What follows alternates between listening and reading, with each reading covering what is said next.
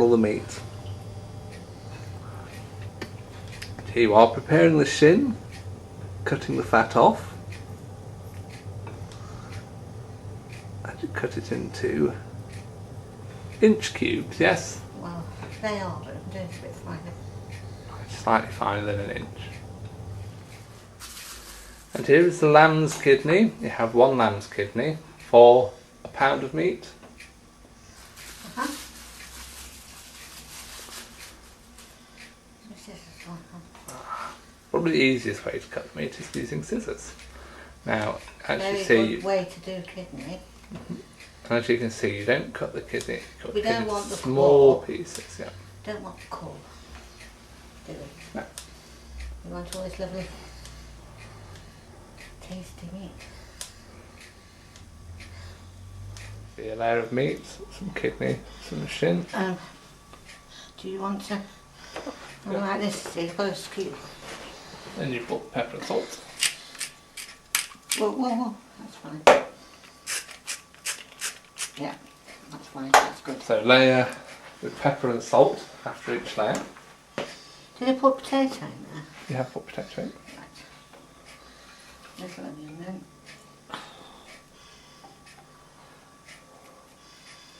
I'm going to get all this in. There's enough for two, aren't there? Yeah, what do you think? Probably freeze some. Freeze some of the meat, yeah? Yeah, freeze some of the veg as well. Why can you do that? Of course. What have you done? Yeah, bit of carrot. The carrot's nice in it, you know. This is going to be boiled for 4 hours.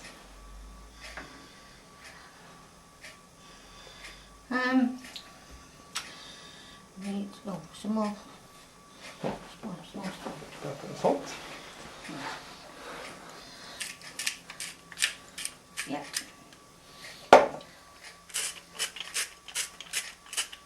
Yeah, lovely. Superb. Right.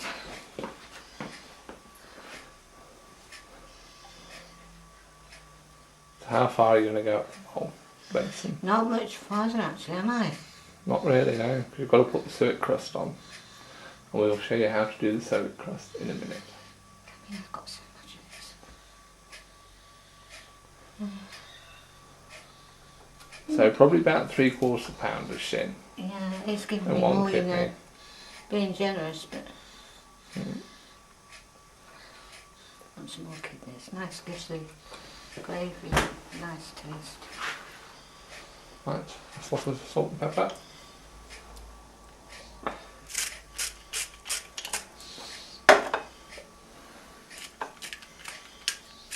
That's lovely cake.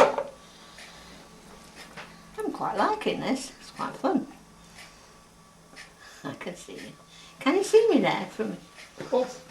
So watching how it's layered. This is the important bit. Then we'll show how to make I think I'm not going gravy to to get. go in second volume. So it's a teaspoon, A a heaped teaspoon of plain flour. Actually, 2 heaped teaspoons of plain flour. And a little bit of Bisto. Oh yeah. I wonder how many takes Thingy makes. Say, what do you think? Hundreds. You're doing it on one take, you're a true professional. Right, there we go. Now, A little drop of water. now this Not is, a lot at all. Just do a little so I can mix it, you see. here we are. You only add a little bit of water so you make a paste. This is the key. When you're making white sauces or anything, don't add all the water in one go. Absolutely. So use the back of your spoon, as we can see here. And I'll just come and put a little more water A in. bit more water, I'll get some water. Sorry, Make it to about half full. Perhaps a bit. Whoa, I can tell by how much. That's great.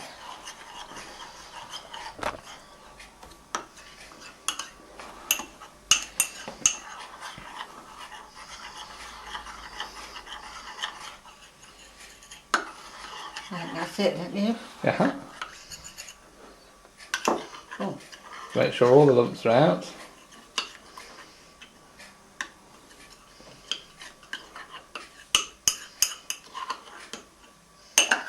I think that'll all go down. As you see, half a cup of water.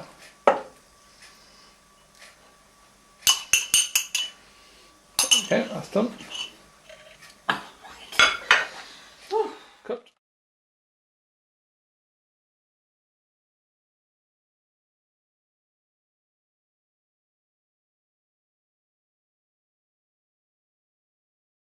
Right, this is a mix of So what is this? What do we have in here, Craig? 6 ounces of self-raising flour, 2 ounces of suet, which I put through the liquidizer so it's a fine crumb, and the butter also went in, 1 ounce of butter. So that's 2 ounces of suet, 1 ounce of butter, So that's all I and need. 6 ounces of self-raising flour.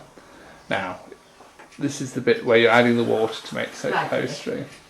So what you've got to do is we have... Don't panic though.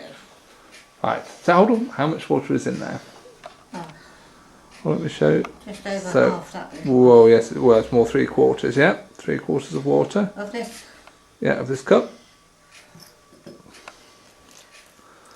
As you see, pour it in, add a little at a time, and use a fork to stir it.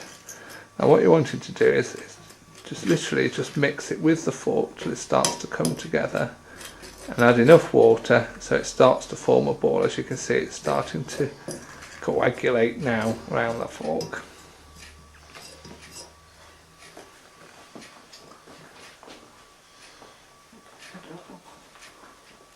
So you see, it's just not, Sorry. not just forming a ball yet. It's according to how much different flours absorb more water. They do. So it's just trial and error really. As you see, we're adding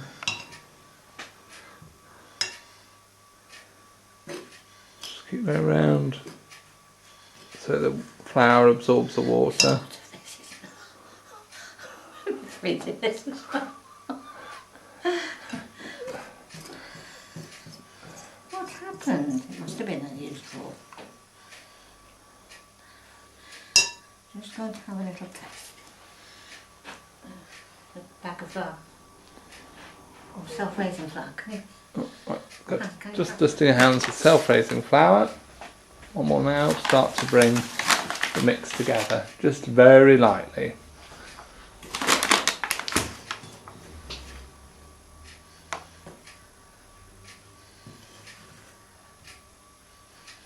I mean, it's not critical. I mean, that's nice actually.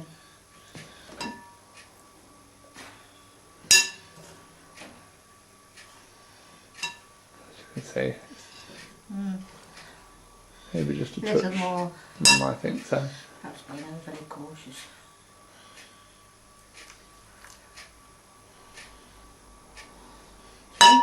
It's very tempting to put a whole lot in, you know. You sort of think, oh, As you can see there, it's probably about 1/4 of a cup of water left. So again, it's just add a bit. now Let's this, see how see, this thin. has suddenly gone quite tacky. Good. Gosh.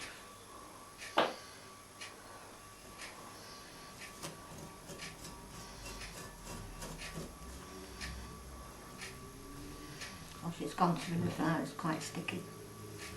It's a little bit too sticky. So, can't believe it's done that. Can you pass me the flour, Craig? So if you have gone a little bit too much, add a little bit of flour. Be alright, as long as I can roll it out.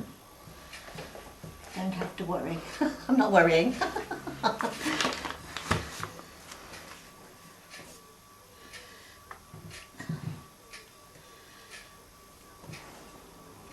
Quite sticky there.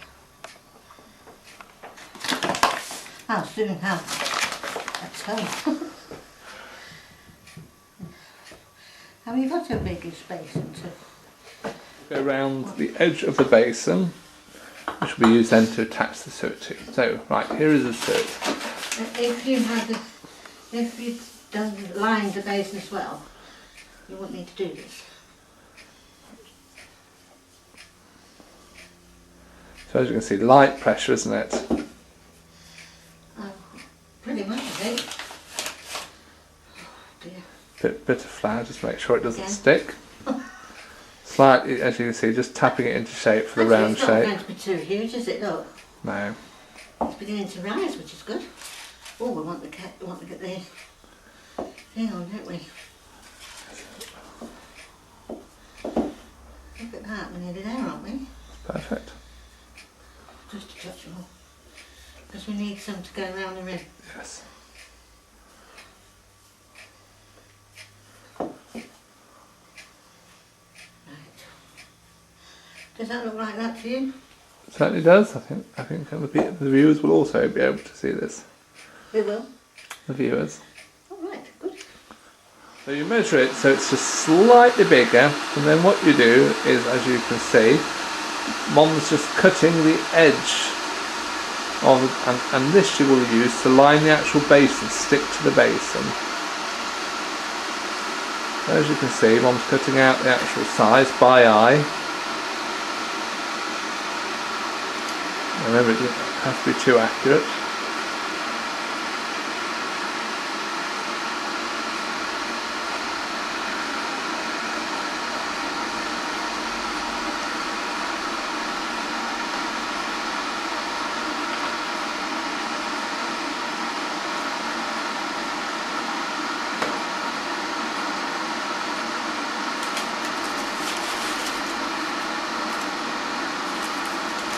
What do you put the heck on board, baby?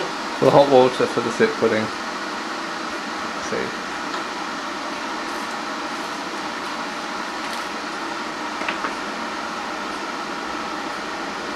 Mom's using butter there to go around the edge to You give it put a nice. some butter in the mix, didn't you? Yeah. Good.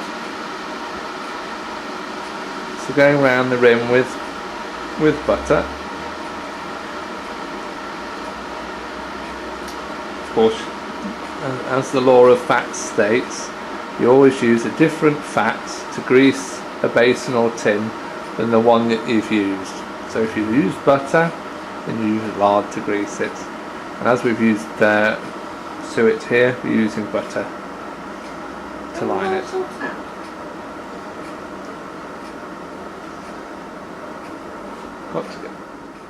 Mum is now going to add the suet, as you can see, in a rim. And this can be laid, pressed against it, but basically laid on the meat and mixed there. And obviously slightly lower, because obviously the lid's going to go on.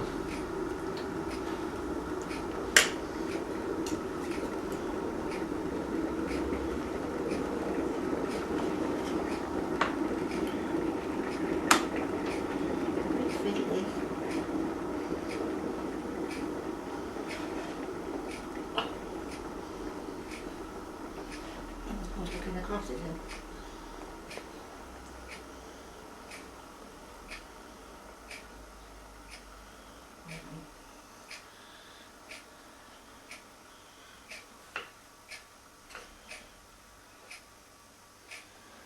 There you go, you can piece the suet crust together. Just push it in with your thumbs, as you see, and attach it so it forms a rim round.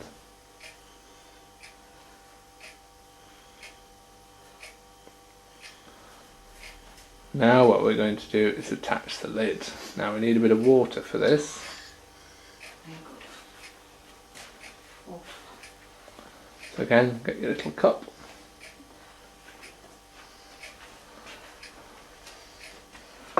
What you're using your fingers, just soak the edge, lightly soak the edge of the suet so it's damp.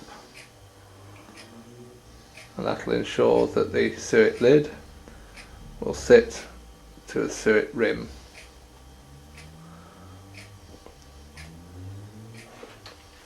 That'll ensure that the suet will be sealed, sealing in all the meat and the juices. If I don't do it just right. Right, as you can see, just rolling it now, again, Just making a few final Adjustments. odd adjustments. What do you think? That's good. Right. Did you say that's the same? I'm just using a knife to measure.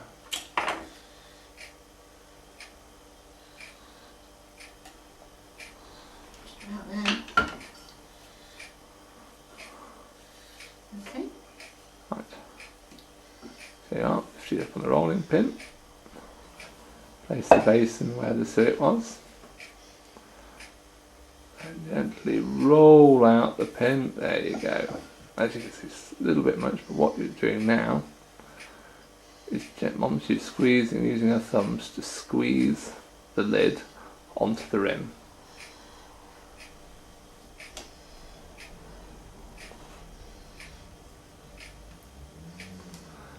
And she's also slicing away, but have you noticed that the angle of the knife is slicing away and outwards, going down rather than undercutting it? Just pressing in. Come nearly to the top, Cream. What do you think? Yeah. Just pressing the lid in there onto the rim. Below the rim. There you go. That's the suet pudding completed. To cover the foil you need a sheet of foil, and what Mom's doing now is putting what we call a box pleat in. As you can see, what's happening is she's making a fold, two folds which meet in the middle. Go back again. So let's just show again. So what you want to do is make a crease and then fold it in, and this will allow the suet crust to rise. If you don't put a box pleat in and you put a tight drum, the suet won't be able to rise. So as you can see, that's a box pleat. Putting the foil on the suet pudding with the box pleat. Obviously just gently feed it round.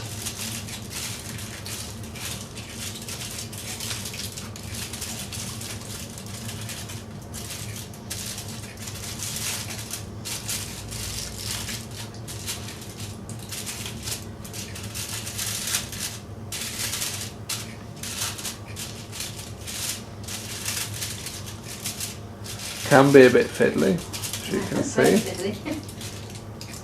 You can do it with a cloth actually. And obviously try and just pull the foil underneath the rim of the basin. Yeah. But don't have too much foil, otherwise the water from the pan will go up the foil and into the pudding and make it very soggy. So you just want a collar of foil.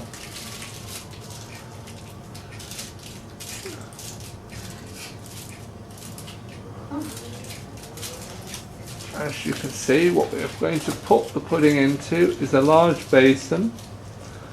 Obviously when you're putting in, there's boiling water. So what we have to do now is put the pudding into that carefully. Is that boiling? It has been, yes. And then put a lid on it. Not sure I can do it. Yeah.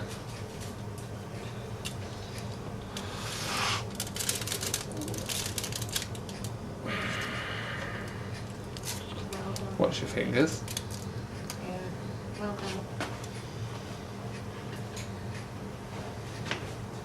Oh, can we just have a look where this water's got to? Oh, it's fine. It's absolutely fine. Can I just keep it? Yeah. So I'll know when to look at it, you see. Is it halfway up the basin? would you Yes, say? it is. Yeah. Okay. So I'll put the lid on. Yeah. Off we go. And now what we do, switch the gas up to full, or electricity on high. I won't be eating till 20 to 8. Can't be right, can it? Bring it up to the boil, and then boil Turn it. it to a simmer then. Turn to a simmer, and then you cook for 4 hours. And that's the thing. Can you believe them?